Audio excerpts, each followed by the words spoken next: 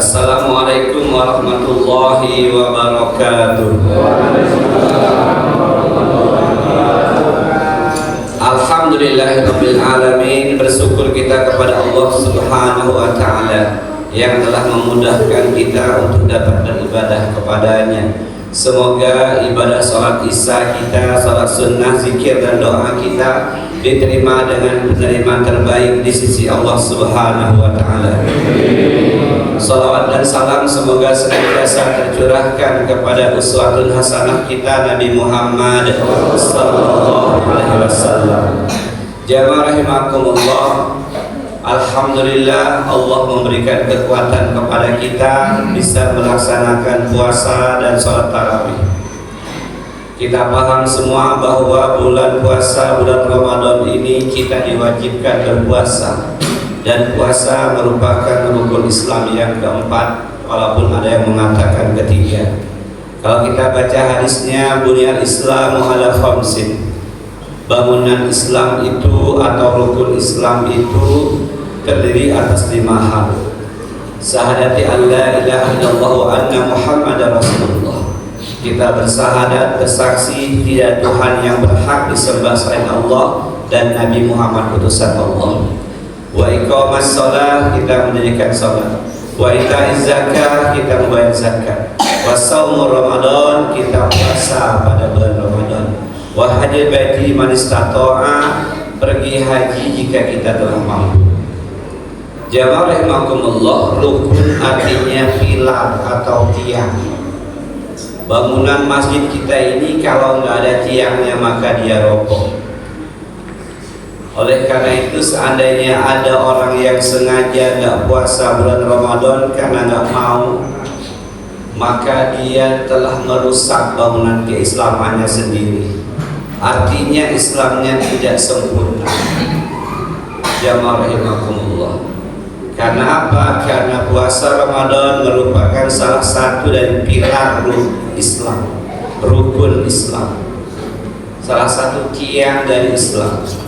Maka dari itu, ketika seseorang sengaja nggak puasa Ramadan, nggak ada uzur syar'inya, halangan yang dibolehkan oleh agama, maka dia telah melakukan dosa besar.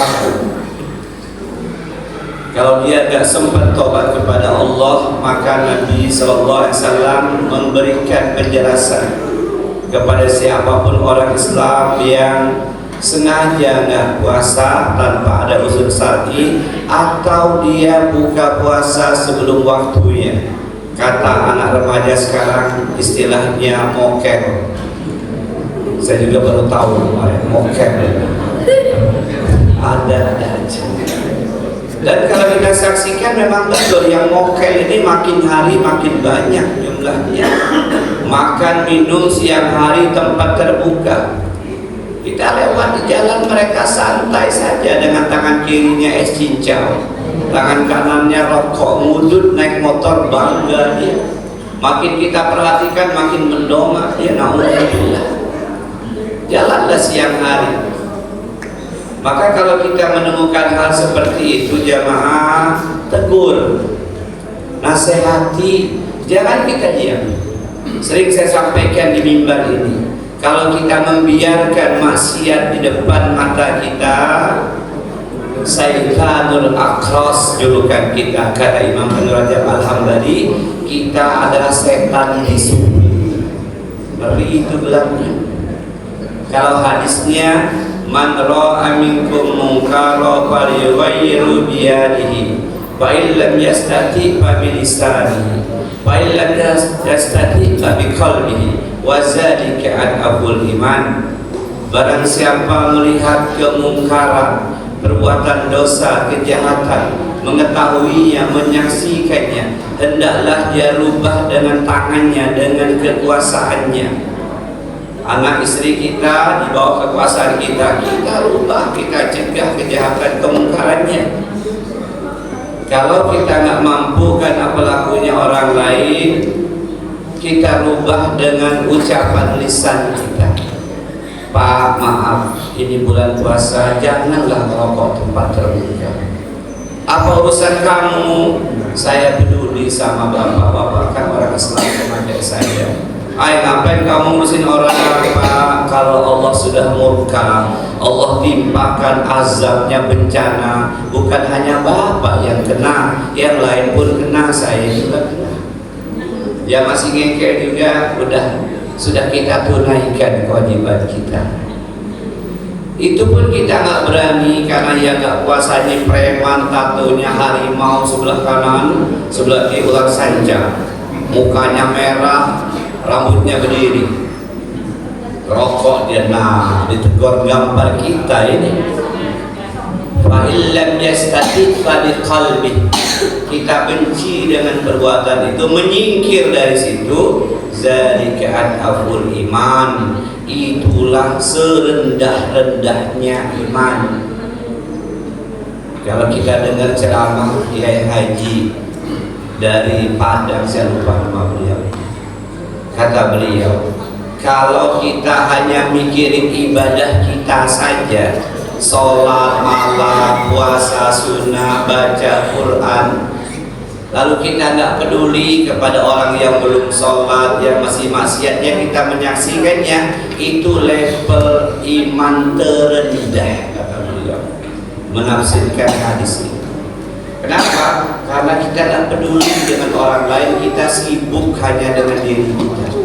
Sementara Islam agama sosial. Islam memerintahkan kepada kita, kalau ada orang berbuat maksiat, tegur, nasihati.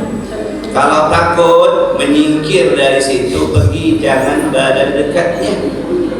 Karena ada juga karena nggak enak hati, toleransi ngobrol sama orang yang satu merokok, satu puasa. Ya, ada dalam Islam, pergi dari situ. Dan itu level kita serendah-rendahnya iman. Jamaah rahimakumullah. Maka ketika kita memahami puasa Ramadan merupakan rukun Islam yang harus kita tunaikan, yang di situ ada banyak keistimewaan, tapi juga ada ancaman bagi mereka yang sengaja meninggalkannya, merupakan dosa besar. Kalau dia tidak tobat kepada Allah, maka kata Nabi SAW, suatu malam aku bermimpi didatangi oleh dua orang laki-laki. Lalu keduanya mengajak aku jalan, kami jalan sampai di sebuah gunung yang terjal, bukit yang terjal. Ya Muhammad, naiklah. Aku jawab, aku nggak bisa naik. Baiklah, kami bantu kamu naik ke atas ke puncak gunung. Sampai di sana suasana gelap gulita di atas gunung. Lalu aku mendengar jeritan teriakan orang yang mengerikan, jeritan kesakitan yang mengerikan. Aku tanya kepada laki itu, suara apa itu? Ya Muhammad, itulah suara lengkingan jeritan kesakitan penduduk neraka. Kemudian kami terus berjalan, kata Rasulullah, sampailah di sebuah tempat yang lapang. Aku menyaksikan orang-orang yang digantung terbalik, ditancapkan di urat besar kakinya ini, urat kambing Pak Yoni namanya. Ya, di atas tubing ini apa namanya, urat kambing, urat gegijeng dan kambing. Urat besar ini ditancapkan dengan gancu, dengan kain untuk mindai karet, itu gancu. Kalau bahasa kampung kami cakeu namanya. Bukan diikat, ditancapkan di urat besar ini, kemudian digantung kaki ke atas, kepala ke bawah. Aku lihat orang bergelantungan seperti itu dalam keadaan rahangnya hancur, giginya tabur, darah mengucur dari mulutnya. Berarti bekas dihantam palu bodang itu. Ya, yang siang-siang nyami makan pempek telur tadi, bakso, somai, lihatlah warung-warung, nggak ada malu-malunya siang hari buka. Umat Islam yang dagang, orang kafir nggak berani dia dagang makanan siang hari. Dia hormat sama orang Islam. Orang Islam sendiri yang terang-terangan mudut itu, ngopi. Alhamdulillah. Maka jamaah rahimakumullah, kita punya anak, ponakan, cucu, saudara, tegur, sampaikan hadis ini, digantungkan dengan cara ditusuk urat besar di kakinya itu, urat kambing itu pakai cakeo, pakai apa namanya, gancu, tarik ke atas lalu dihantam rahangnya dengan godam. Itu hukumannya jamaah rahimakumullah, diperlihatkan ke Rasulullah. Nabi heran, kenapa mereka ini ya pria dua malaikat, apa dosa mereka ini? Apa jawab kedua laki-lati tadi, malaikat tadi? Haula'il ladzina yuhtiruna tahallati qabla tahallati saumihim. Haula'il ladzina, mereka ini adalah yuftiruna, berbuka qabla tahallati saumihim, sebelum tiba waktunya berbuka. Mokel tadi. Mereka ini orang-orang yang berbuka puasa sebelum waktunya. Jam 12 ada yang ngirim gambar es cendol di grup WA. Dan saya sampaikan itu yashop, nggak boleh dalam Islam. Nggak boleh yashop, itu berlaku konyol, memancing-mancing orang lain untuk ngiler, itu nggak boleh. Jangan kirim nasi padang yang berasap itu jam 1 siang, kawan hilang gak kuat, ada yang tergoda. Saya sudah sampaikan jamaah, jangan sampai nanti ustadz kami gak menyampaikan, sudah dari bertahun-tahun yang lalu.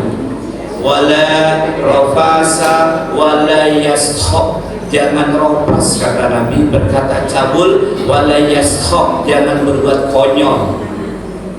Ada yang lebih parah lagi, saya dapat info kemarin, namanya anak SMA, ngirim gambar waktu berbuka puasa.